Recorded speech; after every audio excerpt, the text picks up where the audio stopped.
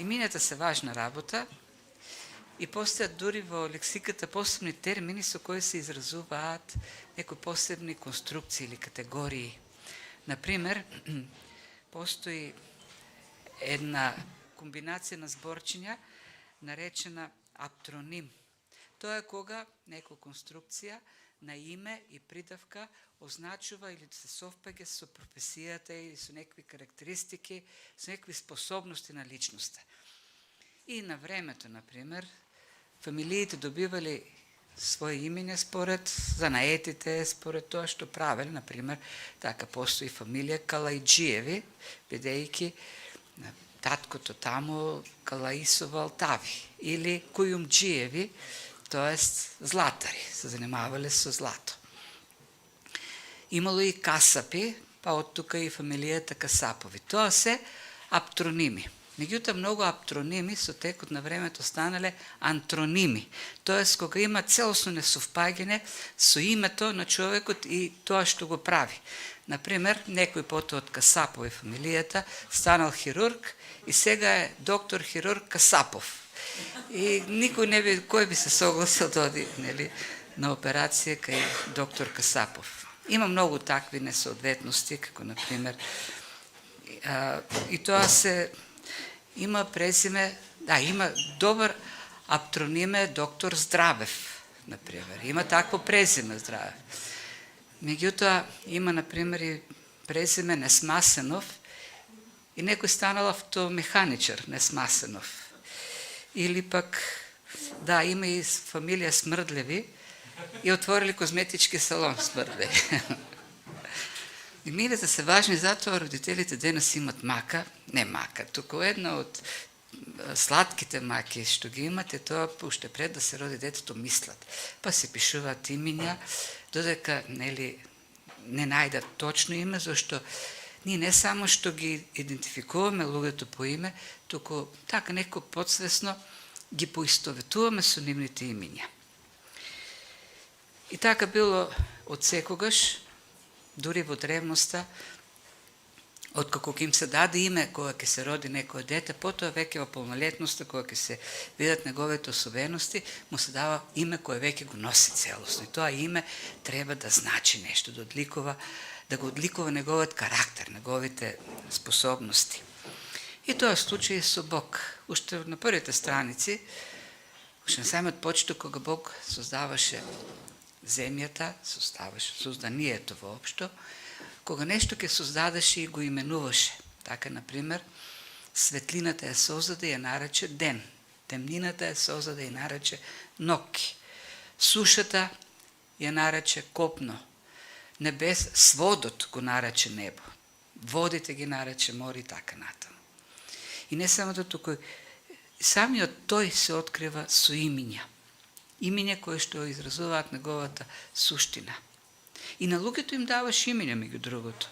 Например, името Јаков, кој значи измамник, беше дадено, бидејќи со измама го зеде првородството на братот, но подосна Бог му го смени името, го нарече Израел, бидејќи тој благослов што го доби, со измама сакаше да го задржи и се бореше со Господовиот ангел и не го пушти додека не вети дека Бог ќе го благослови. И така го доби името Израел, значи оној што се бореше со Бог. Мојсей или Моше, значи изваден, оно што беше извадено од реката, потоа го изведе целиот Божи народ од робството. Но најмногу имиња со кои се открива некој во Библијата е самиот Бог. Тоа е бескраен и треба бескрајно имиња за да го опишат неговиот карактер или неговата природа. А пак Христос, кој така, Синот Божи, кој така најнепосредно, може да кажеме, е поврзан со човекот, со созданието, со спасението, исто така има многу имиња, 100 некаде може да се најдат во целата Библија, но ние ќе се држиме на 4 кои се како дадени во пророштво 700 години пред неговото раѓање.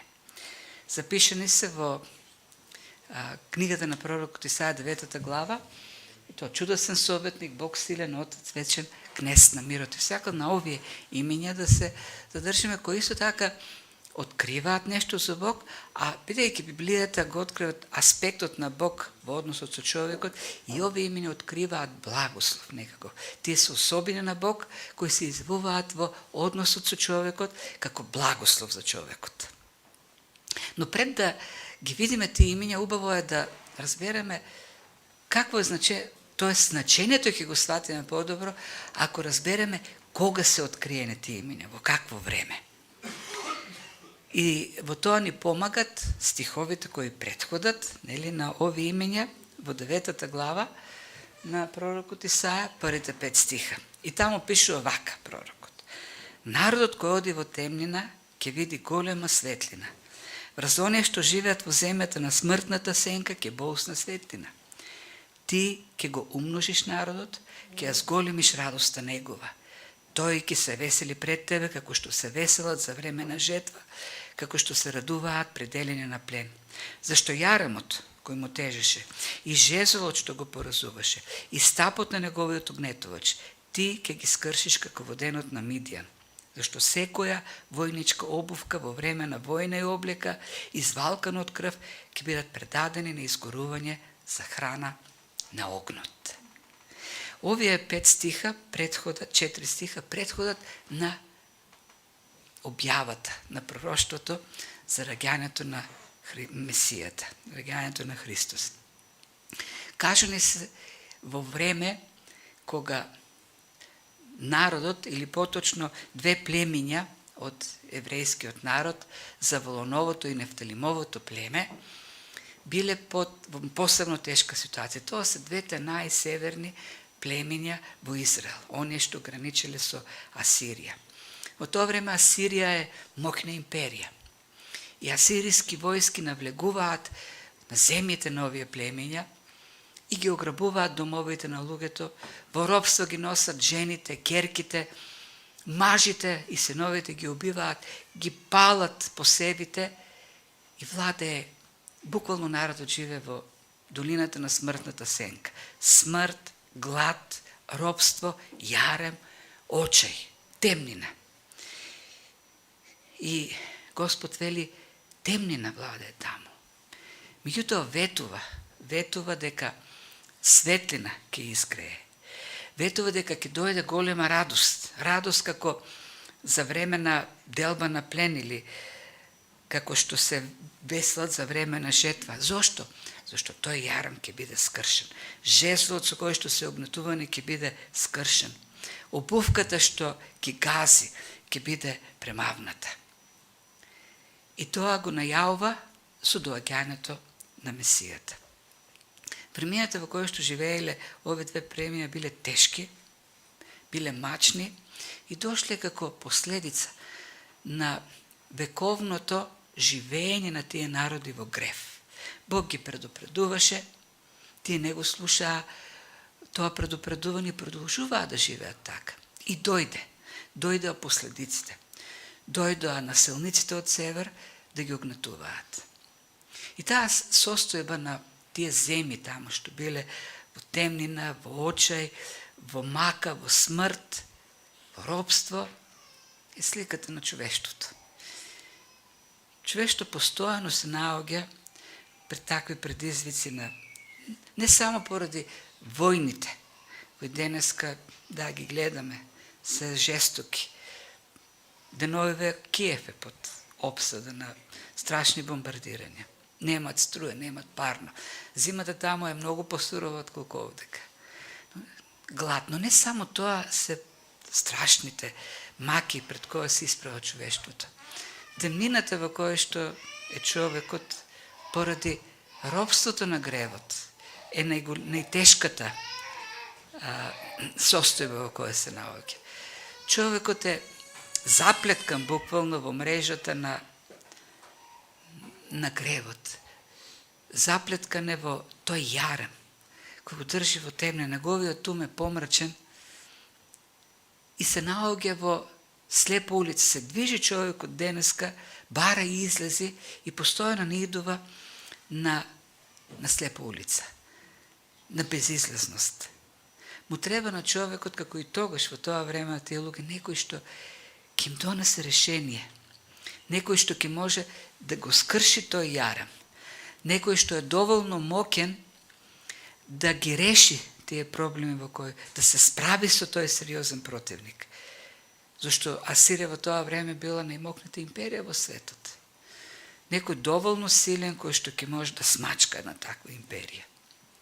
И не само тоа, туку во сета безнадежност, во сиот очај, во сета темнина, ќе донесе мир, ќе донесе спокојство. И ќе биде таму за да донесе утеха. И во таква состојба, во таква темнина, најавени се овие имиња. Дека ќе се роди бебе, ќе дојде син, кој ќе биде чудесен советник и се оно друго што следи. Но пред да премине на овие имиња, претходи таа најава. Тој што ќе донесе совет, што ќе даде совет, тој што ќе го скрши јаремот, тој што ќе донесе мир, едно бебе. Ќе се роди бебе, но тоа не е обично бебе, и во паралелизам додава син ни се даде. Тоа бебе што се роди има постоење вечно. Тоа е Божиот син кој се даде на човештвото. И во својата природа е оној што држи се на своите рамиња. Тоа е оној кој што создал се, преку него се суштествува и се е заради него. Бебето што се роди во Витлеем и чисто раѓање ние го празнуваме, е Синот Божи. Пантократорот, Седржителот, или како што пишува Павле во Колосјаните, преку него е создадено се што е на небесата и земјата, видливо и невидливо, престоли, господство, началство или власт, се е создадено преку него и закон го. И тоа е пред се и се суштества во него.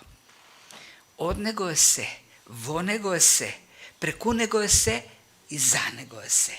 Се што суштества секој човек, сите ние сме во неговото суштествување, суштествуваме за него и без него не можеме да суштествуваме. Нашиот живот доаѓа од него и е за него. И тоа има власта над секој живот. И тоа бебе што се роди, синот што ни се даде, на чишто рамења е власта целосна, тој ќе биде чудесен советник.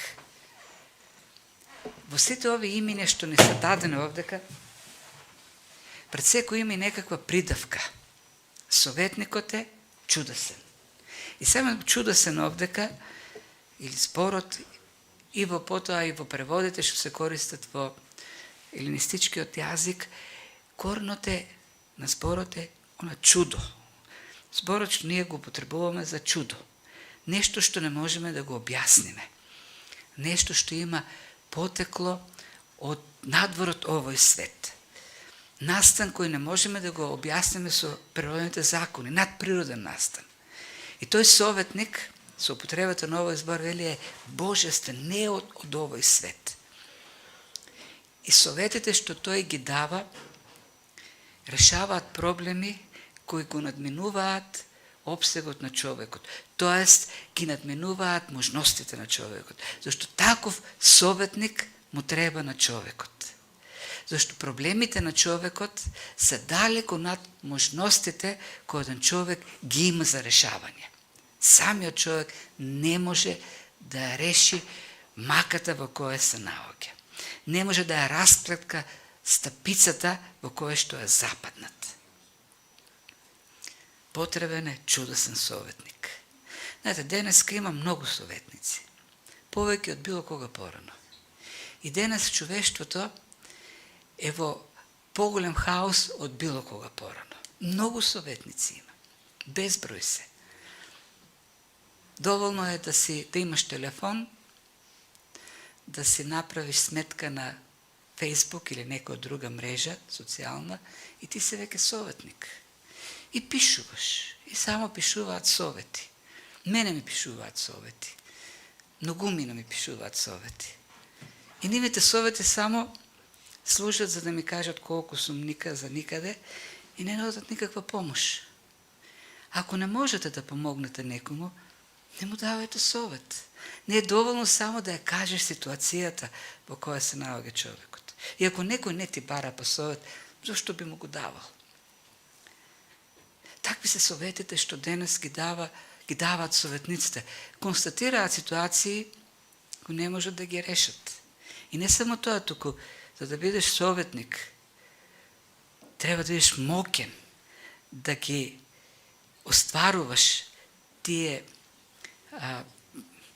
таа помош што ја нудиш, да бидеш таму присутен. Човештвото се наоѓа или човештвото е заплеткано во темнината или робството на гревот. Состојба од кој самиот не може да излезе. Чудесниот советник е тој кој што дојде како светлина.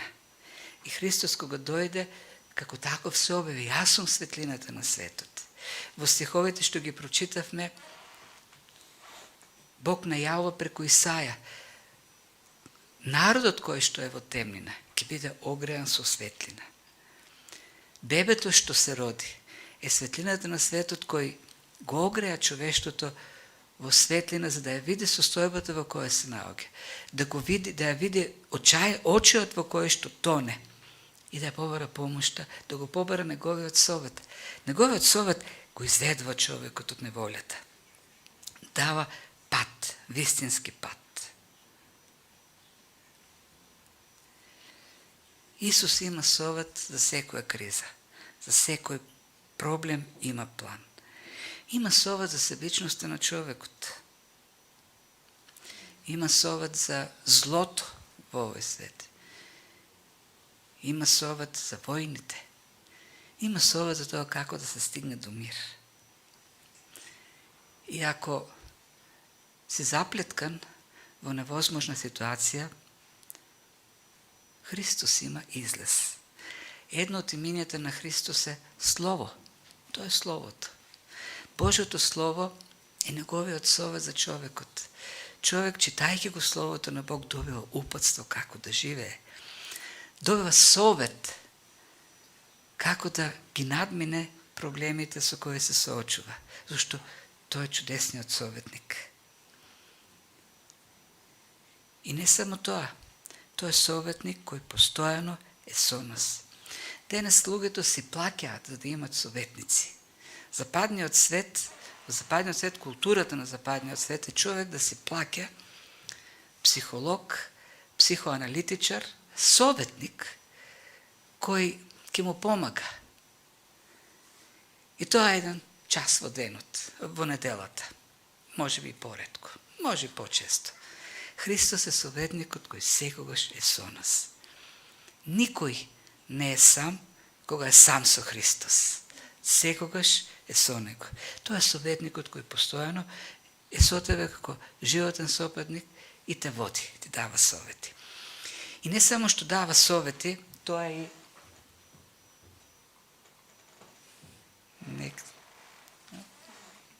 нешто се закучи. Тој е Бог силен. Изборот силен е мокен.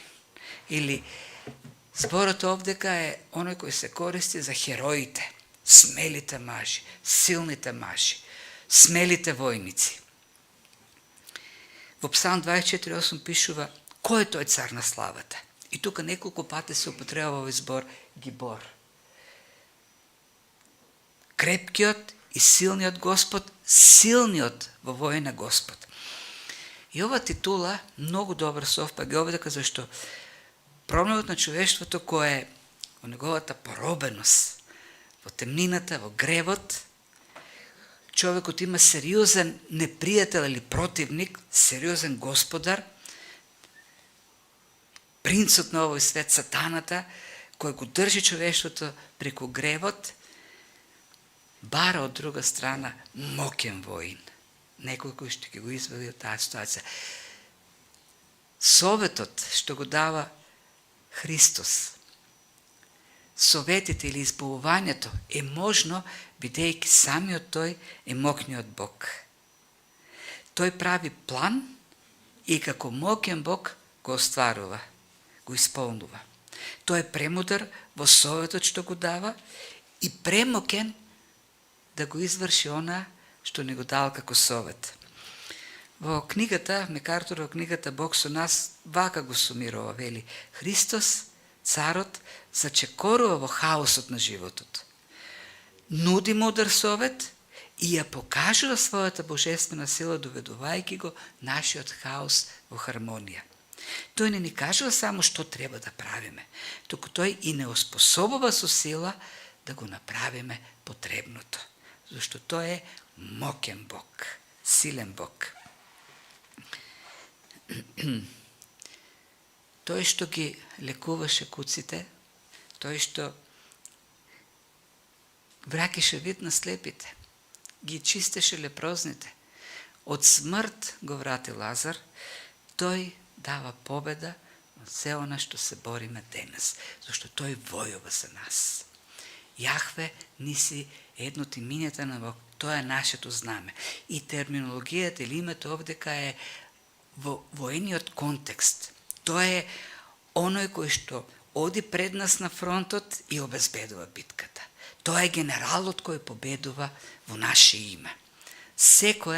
Во секоја наша битка, а ние сме вклучени во многу битки, имаме победа зашто Христос се роди. Тоа е моќниот Бог. Тој има совет да ни даде и овдека за да ни помогне да победиме во маките. Да ги војува нашите битки. На се она со што се бориме. Кога беше најавено раѓањето на Христос на Марија, пред Марија во Лука, 1 глава 37 стих, Христовото надприродно зачнување кој беше енигма за неа, ангелот го објасни, рече: за Бог ништо не е невозможно. За Бог едноставно ништо не е невозможно. Не е невозможно дури и тој бескраен семоќен Бог да се воплоти во човек и да заживее со нас луѓето. Неразбирливо за нашиот ограничен ум, ама за Бог не е невозможно. Тоа е силниот Бог. И Отец вечен. Таа титула ја користи, ја среќаваме и обично со таа титула ние го асоцираме Бог во Стариот Завет, Отецот. Меѓутоа, и Христос во ова пророштво е објавен со таа титула, како Отец вечен. Истиот оној кој што во Стариот Завет го гледаме како некој кој е постојано вклучен во животот на својот народ, оној кој што постојано се обидува да помага или се открива во Исајат 57:15 како некој што живе во небесната височина, во светилиштето, но и со оние што имаат скршено срце и понизен дух. Постојано вклучен во животот на секого. И тоа на најблизок, најинтимен начин, како татко, како родител. И претходните најави како чудесен советник и силен или моќен Бог стануваат многу поблиски, многу поверојатни за остварување, зашто мотивот за сето тоа гледаме е неговата љубов, неговата близина. Ние можеме да се довериме на чудесниот советник и на моќниот Бог, зашто тоа е наш татко. Зашто сето тоа го прави од таа позиција, како татко кон своето дете. И при тоа открива најблизок можен однос што човекот може да го има со Бог. Однос меѓу родител и дете. И затоа можеме да се довериме. И затоа голема најавата за Христовото раѓање. Отецот дојде преку Синот да живее меѓу нас. И затоа и Синот е моќниот Отец, вечниот Отец, вечниот татко, зашто преку него Отецот дојде да живее со нас. Господ Исус сушност со раѓањето возможи нашиот татко да биде вклучен уште по-блиско, по-интимно во нашиот живот. Да биде личен Бог за секого од нас, така што со тоа што ја зеде нашата природа, стана еден од нас. И на крајот, во сето тоа вели принц на мирот.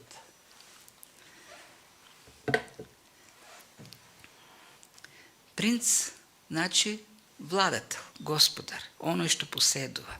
Бебето што беше најавено дека ќе се роди е господар, оној што поседува. Има во својата власт и може да дава.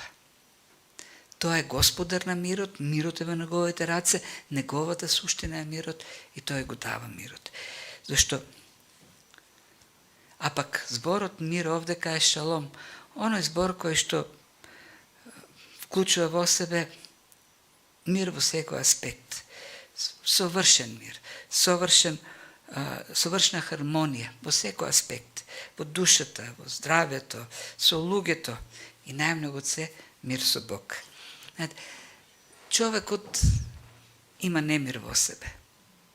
Сите тие војни што ги гледаме, сите непријателства, сите конфликти се резултат на тој немир во срцето на човекот. Човекот во себе има немир и тој немир излегува.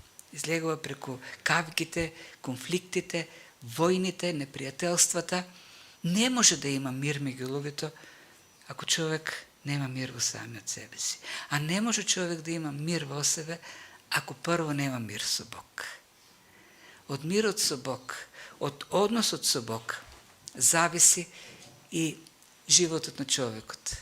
Зависи колку ќе биде тој живот правилен. Дали ги се гради во правилна насока. Целата состојба на човекот зависи од неговиот однос со Бог. Знаете, така е во сите односи. Во сите односи. Кога еден маж и жена, тука, нели, имаме сега многу млади брачни двојки, кои наскоро склучија брак, или во претходните блиски години неколку, обично кога ме прашуваат за тоа, аз им велам, треба да остане фокусот на односите. Ако било кој во семејството, мажот или жената, го испушти тој фокус од односот, од врската на нешто друго, кариера, работа, што и да е, богатство, се расторат односите. Кога ќе се расторат односите и сето друго потоа што се гради, кариера, богатство, слава, се уништува, губи смислата. Нема да биде стабилно. А пак, тоа најмногу или уште повеќе важи, се однесува на нашите односи со Бог. Ако нашите односи со Бог не се правилно градени, ако тоа не е фокусот во животот, тогаш се друго што градиме во животот ќе биде на песоклива почва, ќе се распаѓа. Може и цел свет да го освоиме. Пак во душата ќе има немир. Човекот пак ќе биде незадоволен. Пак ќе биде во војна прво во самиот себе си, потоа сите други бидејќи е во војна со Бог. И тоа е проблемот на човекот. Тој е во војна со Бог. Тој е непријател на Бог, противник на Бог, во гревот. Принцот на мирот дојде со таа цел. Синот Божи се воплоти за да донесе мир. Да го помири човекот со Бог. И од тој мир потоа доаѓа мирот во човекот, мирот со луѓето, мирот воопшто. Синот Божи дојде да го земе на крстот. Она што го невозможува мирот на човекот со Бог, да го земе на себе гревот. И сите последици од гревот, вината, пресудата, казната, сето тоа тој дојде да го земе на себе, за да ја отвори вратата на помирување меѓу човекот и Бог. Бог толку го возлюби светот што го даде својот единороден син на крстот, тој таму да биде принесен во жртва, човекот да има блискост со Бог. И во таа близина со Бог да го оствари тој мир. Затоа тоа е принцот на мирот. На тие луѓе таму во тие земји што страдеа кога е пишувал нова сведоштво, беа во немир, беа во војна, во неизвестност, во страв. И Бог им вети дека ќе дојде принцот на мирот. И кога дојде Христос, тој 2/3 од службата таму ќе помина. Во тие земји, на кој што им беше ветено доаѓањето на Месијата. Галилеја. Тоа се племиња кои што живееа во Галилеја. И Христос таму служеше. Има записи во Новиот Завет за тие служби на Христос во Галилеја кои што опишуваат дека тој многу безброј, многу чуда изврши, лекуваше, хранеше, утешуваше. И тоа навистина стана земја во која што поради дејството на Месијата во тој период беше ослободена од многу маки. За да конечната цел на Бог е да донесе Царство Божие за секој кој што верува во Него, во Христос. Страдаш ли од некаков немир? Принцот на мирот дојде токму со таа цел, да донесе мир меѓу тебе и Бог, мир во тебе. И то не само за оваа земја. Во продолжение, ајде да свртиме на следниот псалми, слайд и ќе завршиме. Ке прескокнеме некои стихови и ето така. И завршува текстот со овие стихови. Неговата власт и мирот бескраен ќе растат врз престолот на Давид и во царството негово, за да го утврди тој и да го зацрсти преку суд и правда од сега па довека. Тоа ќе го направи ревноста на Господ Савод. Доаѓањето на Синот Божи беше да донесе мир кој ќе трае во целата вечност. Царство на мир и правда во целата вечност. Не само за неколку години, не само додека сме овдека на земјата, туку во целата вечност. И за да биде сето тоа уште посигурно, завршува со зборовите Исаја, тоа ќе го направи ревноста на Господ Савод, ревноста на Бог на воинствата, оној кој што сите војски ги поседува. Неговата ревност ќе го постигне. Тој зборот ревност значи силен копнеш, пламена желба, голем ентузијазам. Бог има голем копнеш сето тоа да го оствари. Тој ревнува за својот народ. Неговата ревност беше толку голема за да го оствари својот план, што за да ги натера Марија и Јосиф од Назарет да стигнат до Витлеем и таму да се роди бебето, организира една масовна статистичка операција во целата Римска империја. Тоест, го натера тогашниот император попис да воведе. За да Јосиф отиде во Витлеем, каде што е неговото потекло, и таму да се попише. Потоа, Бог направи една звезда да засвети на небото и да ги води од исток мудреците да стигнат до Јерусалим и тие да го најават Христовото раѓање. Потоа им каже на ангели, не знаеме колку ангели биле, на небото да почнат да пеат, да слават и на овчарите да го објават Христовото раѓање. И таа ревност беше толку голема што својот син го даде на крстот. За секој што верува во него да не погине, но да има вечен живот. И таа ревност кој што го тера Бог да ги прави тие работи. Полн со љубов кон човекот кој е во темнина, во очи, во безнадежност. Дали си несигурен? Да, ако си без Христос си несигурен, збунат.